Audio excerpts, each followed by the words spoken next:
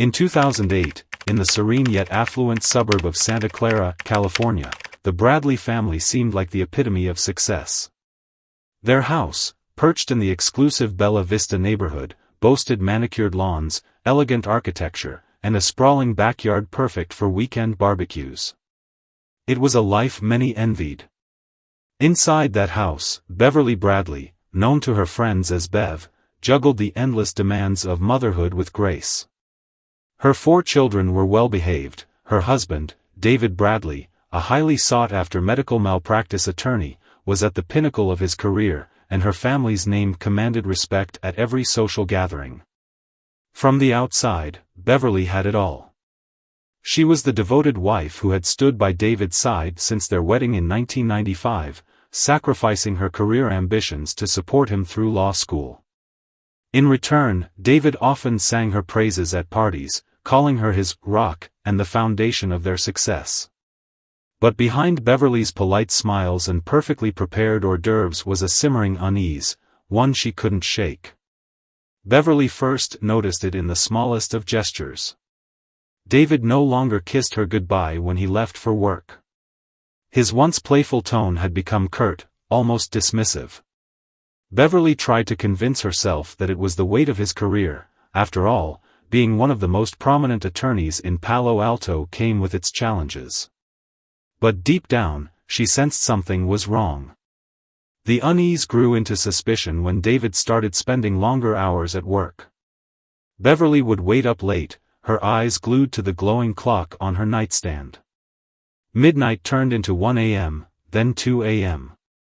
When David finally came home, he barely offered an explanation, brushing off her questions with a tired, "It was a tough case, Bev. Go back to sleep." By spring, Beverly had learned to feign indifference during their increasingly silent dinners. The once lively conversations about their children's school projects or family vacations dwindled into awkward exchanges of "pass the salt." She told herself that all marriages went through rough patches after more than a decade. But then came the dinner party. It was an early summer evening, and the Bradleys were hosting their annual neighborhood soiree. Beverly had spent the entire day ensuring everything was perfect, the wine chilled, the charcuterie board immaculately arranged, and her favorite lilac-scented candles flickering in every room. Guests mingled in the living room, their laughter filling the air. Yet Beverly, standing at the kitchen counter, felt distant, detached. Her gaze wandered to David, who stood by the fireplace, surrounded by their friends. He was laughing, a deep, hearty laugh that she hadn't heard in months. But it wasn't the laugh that caught her attention. It was the way he glanced at his phone mid-conversation, his expression softening for the briefest moment. She watched as his lips curled into a smile, one that wasn't meant for her. A knot tightened in her chest. After the guests left, Beverly decided to confront him. "Who were you texting tonight?" she asked, keeping her tone light but firm. David didn't even look up from his laptop. "No one important. Just work." His answer was as dismissive as it was familiar, and Beverly felt her resolve waver. She wanted to believe him. But that night, as she lay awake in bed, she replayed his smile in her mind. It wasn't the smile of a man burdened by work. It was something else, something intimate. Over the next few weeks, Beverly began noticing other signs. A faint trace of perfume on David's shirts that wasn't hers. Unexplained business trips that coincided with their wedding anniversary. The way he guarded his phone like it was a state secret. The cracks in their perfect life were no longer invisible. They were spreading, threatening to shatter everything Beverly had built. One evening, while tidying the living room, she came across a receipt from an upscale hotel in San Francisco. The date matched one of David's late-night meetings. Beverly's hands trembled as she stared at the slip of paper. When David came home that night, she was waiting in the kitchen, her expression a mix of fury and heartbreak. "What is this?" she demanded, slamming the receipt onto the counter. David's face hardened. "Don't start this, Bev. I've told you, work has been demanding. You're reading into things." But Beverly wasn't convinced. The defensiveness in his tone, the lack of explanation, it was all too familiar. That night, she sat alone in the darkened living room, her thoughts spiraling. She didn't just feel betrayed, she felt invisible. As summer gave way to autumn, Beverly couldn't shake the feeling that her marriage was unraveling. She found herself overcompensating, trying to rekindle the love they once had. She planned family outings, cooked his favorite meals, and even suggested a weekend getaway for just the two of them. But David always had an excuse, a case he couldn't leave, a deadline he had to meet. One day, while browsing through old photo albums, Beverly paused at a picture from their honeymoon. They were on a beach in Maui, laughing as waves crashed around them. David's arm was wrapped protectively around her, his smile radiating warmth.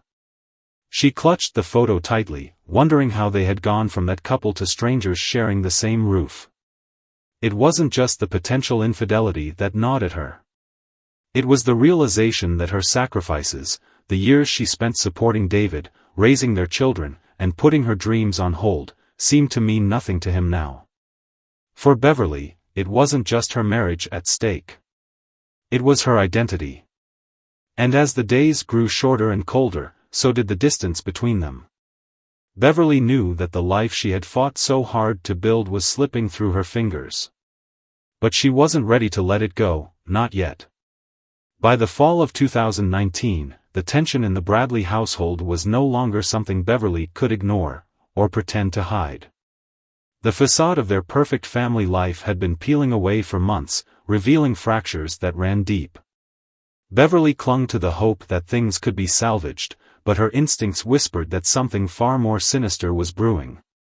And as much as she tried to silence those whispers, the signs kept piling up. It began with a name, Lila Kearney. Beverly first heard it in passing during one of David's rare family dinners. He mentioned her casually, calling her an invaluable addition to the team. Lila was his new legal assistant, fresh out of college, vibrant and eager. Beverly had no reason to suspect anything at the time, but something about the way David's voice softened when he spoke of her lingered in her mind. Then came the late nights. What started as the occasional business meeting stretched into nights where David didn't come home until after midnight. Beverly's questions about his long hours were met with irritation or indifference. "Lila's helping me prep for a major case," he explained one evening, brushing past her as he poured himself a glass of scotch. "She's incredibly thorough." Beverly wanted to believe him. She had always trusted David, why wouldn't she? But that trust began to erode when she found subtle clues, each one chipping away at the foundation of their marriage. A lipstick-stained napkin in his car, a faint whiff of unfamiliar perfume on his shirt collar, a carefully folded receipt from an expensive restaurant in Palo Alto where Beverly hadn't dined in months. Still, David dismissed her concerns, accusing her of paranoia. "Bev, you're imagining things," he snapped one evening, his tone colder than she'd ever heard. "If you keep this up, you'll drive us both crazy." But Beverly couldn't let it go. She began piecing together fragments of his behavior, scrutinizing every detail. She scrolled through their shared credit card statements late at night, her hands trembling as she noted charges she couldn't account for, luxury hotels, upscale florists, even a boutique jewelry store in downtown San Francisco. The reality she had been avoiding stared back at her in black and white. The final straw came during a weekend trip David claimed was for a work conference in Napa. Beverly had her doubts but kept them to herself, knowing that confronting him without proof would lead nowhere. Instead, she hired a private investigator, a decision that felt equal parts desperate and empowering. The investigator worked quickly. Within days, Beverly had the evidence she needed: grainy photos of David and Lila walking hand in hand at a vineyard, laughing over glasses of wine at a romantic dinner, and, most damning of all, entering the same hotel room late at night. Beverly stared at the images, her chest tightening with a mix of rage and devastation. That evening, she waited for David to come home. She sat in the kitchen, the photos spread out on the counter like a battlefield.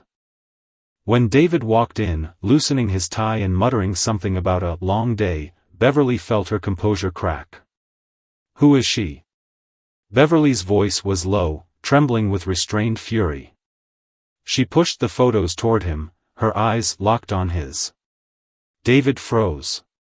For a brief moment, there was no arrogance, no deflection, just silence. But it didn't last.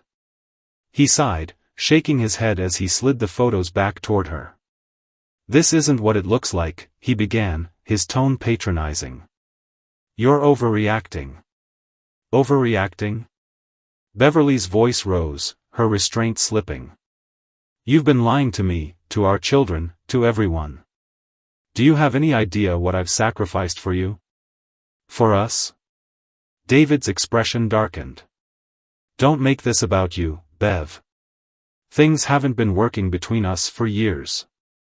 Maybe if you'd been less controlling, less obsessed with appearances, we wouldn't be here." The word struck Beverly like a physical blow. She felt the room tilt around her as David's accusations spilled out, each one more cutting than the last. For the first time, he didn't bother to deny the affair. Instead, he twisted the blame onto her, painting her as the villain in their unraveling marriage. As the argument escalated, their youngest son, Ryan, peeked out from behind the staircase, his wide eyes brimming with confusion and fear. Beverly saw him and immediately softened, her anger giving way to heartbreak. She had fought so hard to shield her children from the cracks in their family, but now those cracks were impossible to hide. Over the next few weeks, the tension between Beverly and David became unbearable. David began staying at a corporate apartment in Palo Alto, claiming it was easier for work. Beverly knew the truth, he was spending his nights with Lila. Meanwhile, Beverly threw herself into her role as a mother, trying to maintain a sense of normalcy for her children. But the strain was evident. Her once pristine home became cluttered, her patience frayed, and her usually warm demeanor gave way to uncharacteristic outbursts. One evening, Beverly overheard a phone call between David and Lila. He was in his study, his voice low and intimate.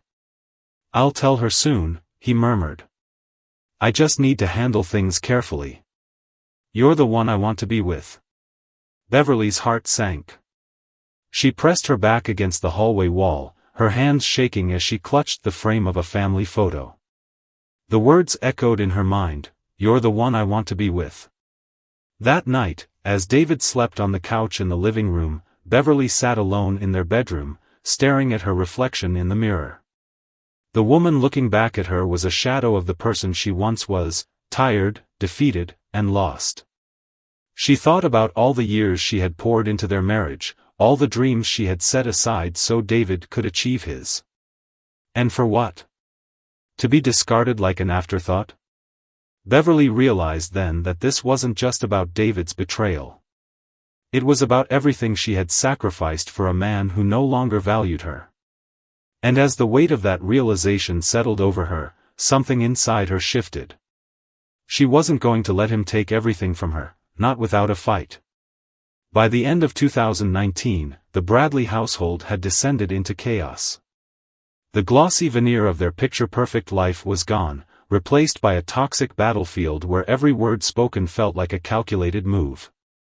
The official announcement of the divorce came just after New Year's, but for Beverly, the fight had started long before.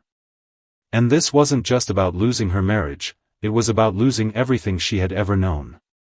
David, armed with his legal expertise and well-connected allies, approached the divorce with the precision of a general going to war. He moved quickly, filing for full custody of their 4 children and control of all marital assets. Beverly, blindsided and unprepared, felt the ground shift beneath her feet as the reality of her precarious position set in. The first blow came when Beverly received the legal documents. They arrived late on a cold January evening, hand-delivered by a process server who seemed almost apologetic as he handed her the thick envelope. Beverly, sitting at the kitchen table, tore open the envelope with trembling hands. Her eyes scanned the papers, the words blurring together as panic set in. David was seeking sole custody of their children, citing her emotional instability and erratic behavior. She slammed the papers onto the table, her mind racing. Emotional instability? Erratic behavior? Was this the man she had supported for decades, the father of her children? Beverly felt a wave of anger rise in her chest, but it was quickly replaced by a gnawing fear. She wasn't just fighting to keep her marriage, she was fighting to keep her family. The legal proceedings began swiftly, and from the start, Beverly found herself at a disadvantage. David's team of high-profile attorneys painted him as a composed, responsible father and her as an unhinged woman clinging to a crumbling life. The courtroom became a stage for David to showcase his narrative, one where Beverly's frustrations, outbursts, and desperation were twisted into evidence of her unfitness as a mother. Beverly, lacking the resources to match David's legal firepower, struggled to defend herself. Every argument she made, every attempt to plead her case, was met with cold indifference from the judge. The financial strain was crushing. David had frozen their joint accounts, leaving her with little more than the money she had managed to scrape together from her dwindling savings. She was forced to sell cherished possessions, family heirlooms, her grandmother's antique jewelry, just to cover her mounting legal fees. And then came the most devastating blow. In a preliminary ruling, the judge granted David temporary custody of their children. Beverly's world shattered as she watched her children pack their bags and leave the home they had grown up in. Ryan, her youngest, clung to her leg, tears streaming down his face as he begged not to go. "I'll be good, Mommy," he sobbed. "Please don't make me leave." Beverly knelt down, holding him tightly, her own tears falling freely. "It's not your fault, sweetheart," she whispered, her voice breaking. "Mommy loves you. Always." As the car carrying her children disappeared down the driveway, the silence in the house was deafening. Beverly sat in their empty bedrooms that night, surrounded by toys and drawings, her heart aching with a pain she couldn't put into words. She had lost her family, her sense of purpose, and the life she had worked so hard to build. But the isolation didn't stop there. Beverly's friends, once eager to sip wine at her kitchen counter and share gossip, began to distance themselves. Some sided with David, believing his narrative of her instability. Others simply didn't want to be caught in the middle of the drama. For the first time in her life, Beverly felt completely and utterly alone. She spent her days in the echoing emptiness of their once bustling home, now a shell of its former self. The walls seemed to mock her, adorned with photos of happier times that felt like a cruel reminder of what she had lost. At night, she would sit by the window, staring out into the darkness, her mind racing with questions she couldn't answer. How had it come to this? How had the man she loved turned into a stranger? Meanwhile, David and Lila's relationship flourished. The two of them were seen dining at upscale restaurants, attending charity galas, and even shopping for furniture together. Rumors swirled that David was planning to sell the Bella Vista house, their family home, and move into a luxury estate in Hillsborough with Lila. Beverly learned about it not from David, but from whispers among mutual acquaintances. The thought of another woman taking her place, living in the home she had poured her heart into, was almost too much to bear. The anger inside Beverly began to fester, growing darker and more consuming with each passing day. She felt betrayed not just by David, but by the entire system that seemed to favor him at every turn. The legal system had taken her children, her home, and her dignity. David's narrative had taken her reputation. And now, it seemed, even her memories were being stolen from her. One night, after receiving yet another letter from David's attorneys, this one detailing his plans to finalize the sale of their house, something inside Beverly snapped. She grabbed her car keys and drove aimlessly through the streets of Santa Clara, her mind clouded with a mix of rage and despair. Before she realized it, she was parked outside David's new apartment in Palo Alto. The lights were on, and through the window, she could see David and Lila sitting on the couch, laughing together. It was a scene of domestic bliss, a scene that should have been hers. Without thinking, Beverly stepped out of the car and marched to the front door. She pounded on it with both fists, her voice shaking as she shouted, "David! Open the door!" When no one answered, Beverly turned and walked back to her car. But as she climbed into the driver's seat, she noticed the pristine front lawn and the shiny black door. A spark of defiance lit inside her. She slammed the car into drive, her foot pressing hard on the gas pedal. The sound of the car crashing into the front door echoed through the quiet neighborhood. Beverly sat there for a moment, her breathing heavy, her hands gripping the steering wheel. It wasn't rational. It wasn't right. But for the first time in months, she felt in control. By December 2021, Beverly Bradley's life had become a shadow of its former self. The woman who once hosted glamorous dinner parties in Bella Vista now lived alone in a modest apartment on the outskirts of Santa Clara, estranged from her children, her friends, and her past. Every attempt to rebuild had been met with setbacks, every effort to reconnect with her children had been thwarted by David's legal maneuvering. Each time she saw his name on a court document or heard about his new life with Lila Kearney, it was like salt rubbed into an open wound. And now, the ultimate betrayal. Beverly had learned through mutual acquaintances, not David himself, that the Bella Vista house, the home she had poured years of her life into, had been sold. Worse, David and Lila were moving into a sprawling estate in Hillsborough. Their new home, described in glowing detail by a mutual friend who clearly hadn't chosen sides, was everything Beverly had dreamed of for her own family, a gated property with a pristine garden, an infinity pool, and panoramic views of the Bay Area. It wasn't just the house that haunted her. David and Lila's lavish wedding had been splashed across social media in November, complete with photos of their designer outfits, smiling faces, and opulent decorations. Beverly had avoided looking at the pictures for as long as she could, but late one night, unable to sleep, she found herself scrolling through them on her phone. Lila, in her ivory gown, looked radiant and confident, the epitome of the life Beverly had lost. David stood beside her, smiling warmly, as though the years with Beverly had never happened. Beverly's mind spiraled. The world had moved on without her. She was the discarded first wife, a footnote in David's carefully crafted narrative of success. Every sacrifice she had made, giving up her career, raising their children, building their life together, felt meaningless now. All of it had been swept away, leaving her stranded in a life she no longer recognized. And the worst part? David didn't just move on, he thrived. He had taken everything and left her with nothing. By early December, Beverly's thoughts became darker. Her nights were sleepless, her days consumed by rage and despair. She replayed every moment of betrayal in her mind, each memory fueling the storm brewing within her. She thought about her children, now living full-time with David and Lila, and wondered what they thought of her. Had David turned them against her too? Did they see her as the villain in his story? The questions gnawed at her, unrelenting. On the morning of December 8, 2021, Beverly woke with a strange sense of clarity. She moved through her apartment methodically, as though she were on autopilot. She drank her coffee in silence, staring out the window at the gray, overcast sky.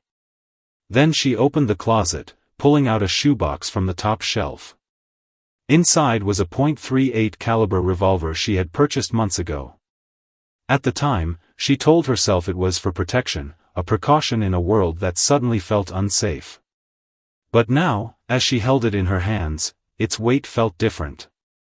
By 5 a.m., Beverly was behind the wheel of her car, driving through the quiet streets of Santa Clara.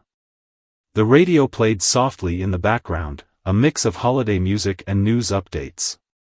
She barely noticed. Her destination was Hillsborough, the new home where David and Lila had started their life together.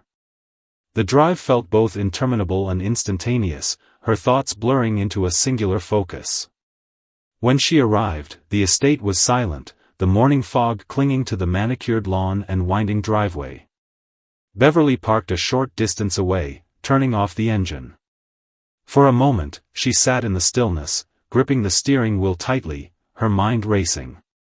Part of her screamed to leave, to turn around and forget this madness. But the other part, the part that had been drowning in anger and despair for years, pushed her forward. Beverly slipped through the unlocked side gate and made her way to the house. The glass doors leading to the living room were slightly ajar, as if inviting her in. She stepped inside, her footsteps muffled by the plush carpet. The silence was deafening. Upstairs, she found the master bedroom.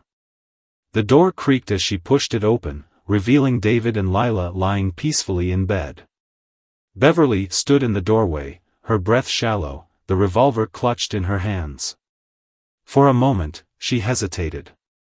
The scene before her felt surreal, like something out of a dream, or a nightmare.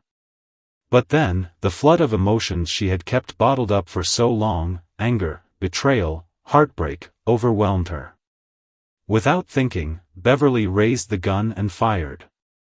The sound shattered the morning stillness, echoing through the house.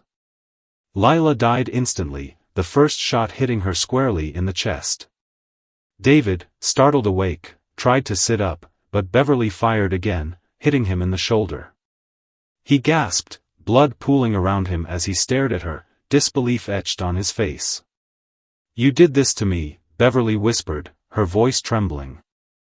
David's final words were haunting in their simplicity. "You've shot me. I'm dead."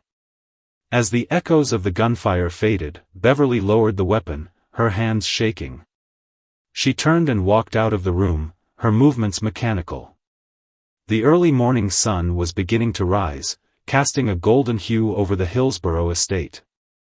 Beverly stepped outside, the cold air hitting her face as she climbed into her car. She didn't look back. The morning of December 8, 2021, shattered the tranquil facade of Hillsborough, California. By noon, the news of the murders of David Bradley, a respected attorney, and his new wife, Lila Kearney, had spread across local headlines. By the evening, it was national news. Reporters camped outside the Bradley estate, cameras capturing the once pristine home now marked by police tape and the grim chaos of a crime scene. In the middle of it all, Beverly Bradley sat silently in a police station, her face devoid of emotion as officers questioned her. The trial that followed wasn't just about Beverly's guilt, it became a spectacle that exposed the hidden fractures of their marriage, ignited debates about justice, and polarized public opinion. To some, Beverly was a monster, a woman consumed by jealousy and rage who had coldly executed her ex-husband and his new wife. To others, she was a tragic figure, driven to the brink by years of emotional abuse, betrayal, and a legal system that had failed her. The courtroom was packed on the first day of the trial in June 2022. Reporters filled the back rows, sketch artists captured every expression, and the audience held their breath as Beverly was led to her seat. Dressed in a simple navy suit, her face pale and drawn, Beverly appeared far older than her 48 years. Her defense attorney, Mark Ellis, leaned in, whispering something that caused her to nod absently. The prosecution opened with a damning narrative. Beverly, they argued, had meticulously planned the murders. She had purchased the revolver months prior, stalked David and Lila's movements, and acted out of a calculated desire for revenge. They presented surveillance footage of Beverly's car parked near the Hillsborough estate hours before the shooting. They highlighted her history of erratic behavior, angry voicemails left on David's phone, her dramatic car crash into his previous home, and painted her as a woman consumed by an all-encompassing hatred. Beverly Bradley couldn't accept that her life was no longer the one she controlled, the lead prosecutor declared. When she lost her marriage, her home, and her family, she made the choice to take everything from David Bradley in the most permanent way possible. The defense, however, took a different approach. Mark Ellis argued that Beverly wasn't a cold-blooded murderer but a desperate, broken woman who had been emotionally and financially devastated by David's actions. He described years of betrayal and manipulation, highlighting how David had used his legal expertise and wealth to strip Beverly of her children, her home, and her identity. Ellis emphasized Beverly's mental state, calling expert witnesses who testified about the psychological toll of emotional abuse and prolonged isolation. One psychiatrist described Beverly's actions as the culmination of years of repressed trauma, likening her state of mind on the morning of the murders to a pressure cooker that finally exploded. She wasn't thinking clearly, Ellis said during his opening statement. She wasn't planning. She was drowning. Perhaps the most emotional moments of the trial came when Beverly's children were called to testify. Dylan Bradley Jr., now 22, took the stand first. Dressed in a sharp suit, his voice steady, Dylan described his mother as loving but increasingly unpredictable in the years leading up to the divorce. He spoke of heated arguments between his parents and the growing distance between his mother and the rest of the family. "I love my mom," Dylan said, his voice cracking. "But what she did, it's hard to understand. I just wish things could have been different." Ryan, the youngest at 15, was more conflicted. His testimony revealed the pain of being caught between two parents he loved. "She was so sad all the time," he said quietly, his eyes fixed on his lap. "I just wanted her to be happy again." Their testimonies painted a heartbreaking picture of a family torn apart long before the murders, adding complexity to an already polarizing case. The trial took a dramatic turn when the defense introduced emails from David's private account, uncovered during discovery. The emails revealed that David had been planning to move Beverly completely out of their children's lives. One email to his attorney read, "Beverly is toxic. I want full custody, no visitation. She doesn't deserve to be around them." The revelation shocked the courtroom and cast David in a far less sympathetic light. Public opinion began to shift. Was Beverly truly a vengeful killer, or was she a woman driven to the brink by a man who had systematically dismantled her life? The prosecution countered by calling witnesses who described Beverly's obsessive behavior. A former neighbor testified about her late-night drives past David's home and her habit of watching the house from her car. Another witness described Beverly vandalizing David's property, calling it an act of defiance that foreshadowed her final, deadly confrontation. After weeks of testimony and days of deliberation, the jury returned with their decision. Beverly Bradley was found guilty of 2 counts of second-degree murder, a lesser charge than the premeditated first-degree murder sought by the prosecution. The verdict reflected the jury's belief that while Beverly's actions were intentional, they were not entirely premeditated but instead fueled by overwhelming emotional distress.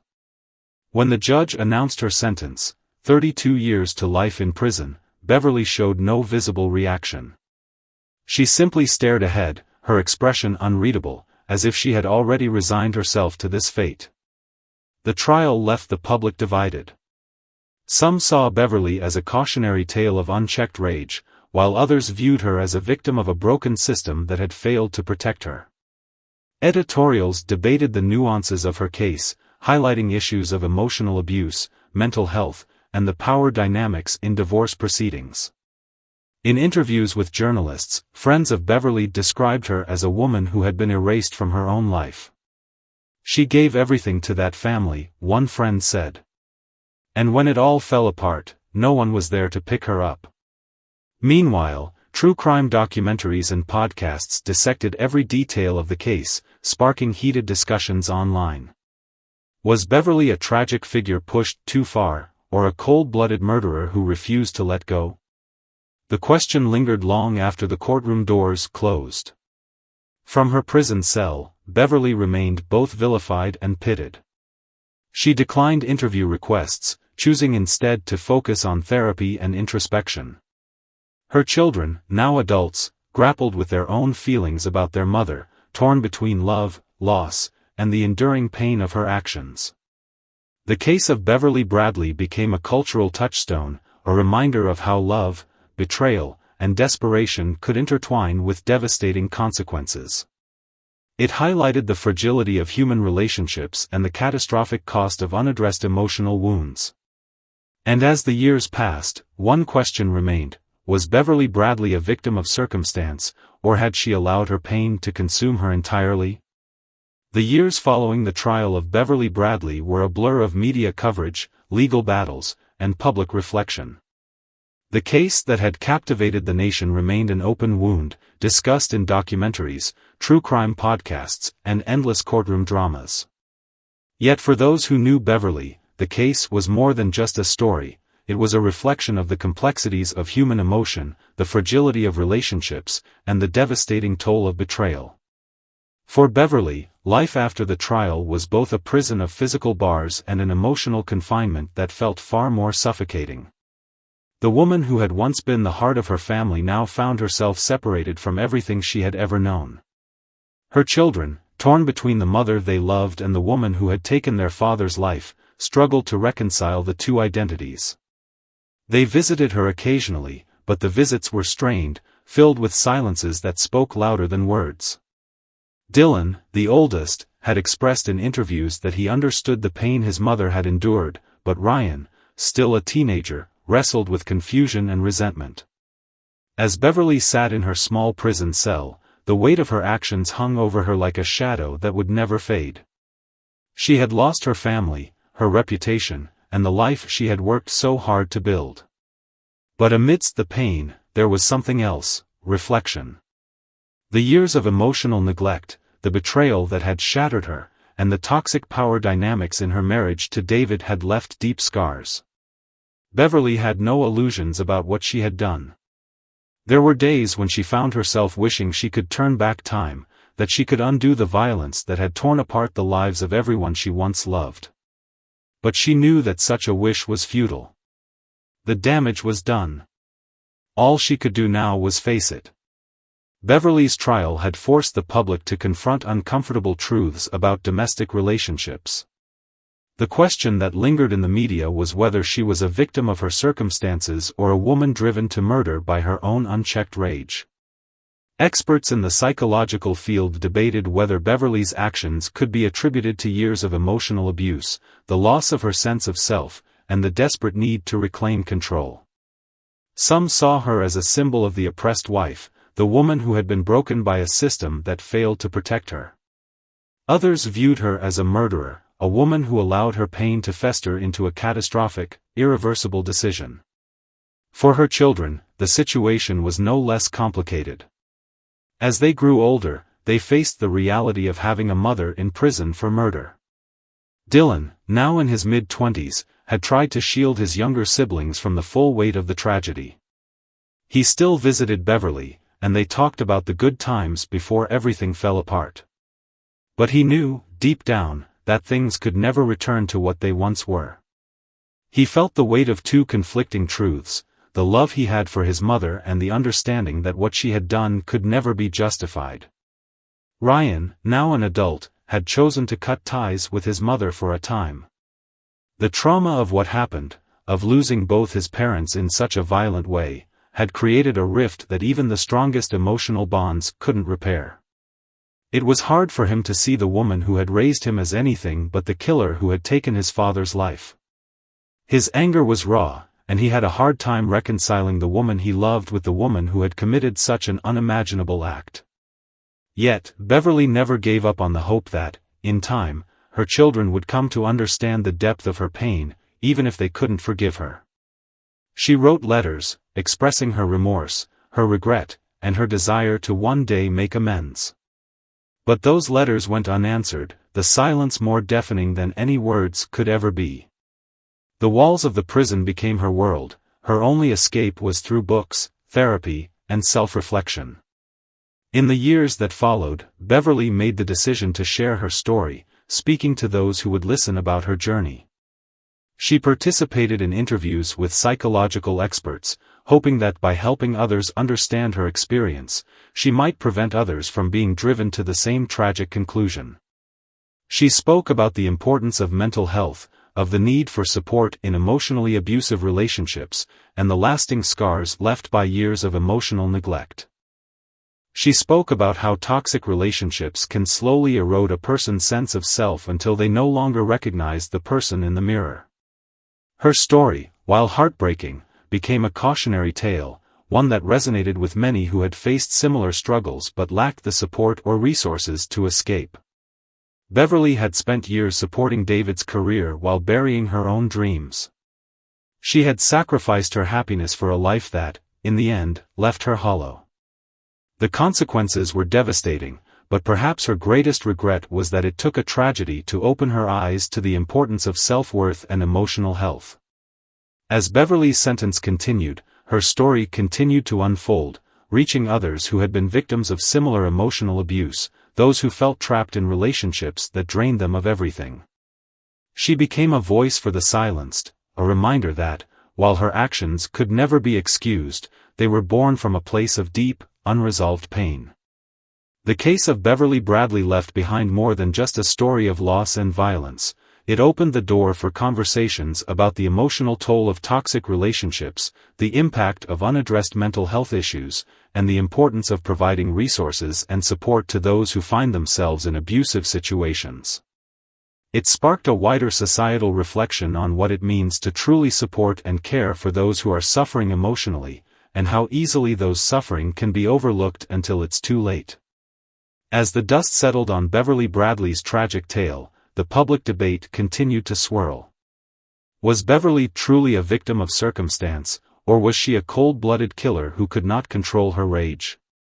How much responsibility did David bear for the unraveling of their family? Could things have turned out differently if there had been better support systems in place for Beverly and women like her? Now, we turn to you. What do you think of this story? Was Beverly driven to the edge by years of emotional torment, or did she cross a line that can never be uncrossed? How do you feel about the justice system's handling of her case? Please leave your thoughts in the comments below. We'd love to hear from you and continue this conversation together. Your perspective could help others see the deeper complexities of this case. Was Beverly's final act one of a woman at her breaking point, or a tragic mistake that cost her everything? What lessons can we learn from her story about the importance of mental health, relationships, and the toll of emotional abuse? Let us know your thoughts, and make sure to share this video with someone who might find it insightful. Together, we can spark important discussions about the hidden battles that many people face every day. Thank you for watching. Stay tuned for more stories that challenge, inspire, and spark deeper conversations.